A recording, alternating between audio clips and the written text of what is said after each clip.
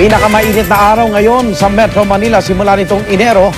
Pero wag na raw magulat kung sa Hunyo o sa Hulyo ay ramdam pa rin ang matinding init sa ilang lugar sa bansa. Ayon po sa Pag-asa, dahil daw yan sa El Nino na di lang tagtuyot ang dulot, kundi pati abnormal na dami ng ulan. Narito po ang report. Nalulumo ngayon sa pagkalugi ang mga mangingisda sa Paway, Ilocos Norte. Nangamatay kasi ang mga isda nila sa palaisdaan sa ilog dahil sa pag-init ng ibabaw ng tubig, senyales ng epekto ng tumitinding init. Mga magsasaka naman ang namumblema sa ilang bahagi ng Isabela. Nagkabitak-bitak na kasi ang ilang bukirin. Sa tindi nga ng init, nitong Biyernes lang, umakyat sa 39 degrees Celsius ang temperatura sa Tuguegarao, pinakamainit ngayong taon. Sa pag-aaral ng GMA News Research sa datos ng Bureau of Agricultural Statistics ng Department of Agriculture, ang Isabela at Cagayan ay kabilang sa mga lalawigang pinaka-apektado ng dry spell. Apektado tuloy ang ani ng mais, tabako at palay. At kahit sa Metro Manila, kanya-kanyang diskarte sa pagpapalamig ang ilan.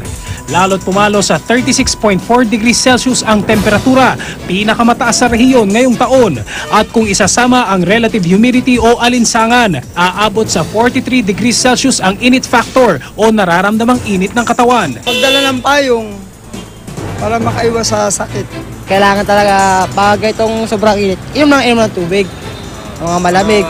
Babala pa ng Pag-asa, pagtungtong ng Hunyo o Hulyo, magsisimula ang El Nino. Ito ang abnormal na pag-init ng ibabaw ng Pacific Ocean, malapit sa Pilipinas sa mga naturang buwan na ang posibleng epekto, mas matagal na tagtuyot. Sakaling matuloy, mararanasan daw ang kasagsagan nito sa Oktubre at tatagal hanggang sa unang 3 buwan ng 2015. Unang tatamaan nito ang Visayas at Mindanao, kung saan mas dadalang daw ang ulan. Magiging abnormal daw ang dami ng ulan sa ilang bahagi ng bansa na makakaapekto sa water level ng mga dam. Pero bukod sa matinding tagtuyot, ang epekto rin ng El Nino, mga bagyong mas malala at mas tutumbok sa Luzon. Stronger typhoons affected the country during El Nino. Ang notable example niyan ay si Ondoy, which happened in September 2009. Meron tayong El Nino during the 2009-2010.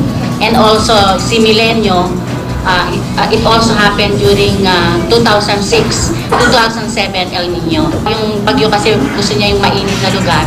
So, mas mainit dun sa parte na dinadaanan niya. Yung track talaga pa-north. So we would expect the cyclone would not affect yung southern part of the Philippines. We're talking about Mindanao. It's more of the northern part. Cedric Castillo, GMA News.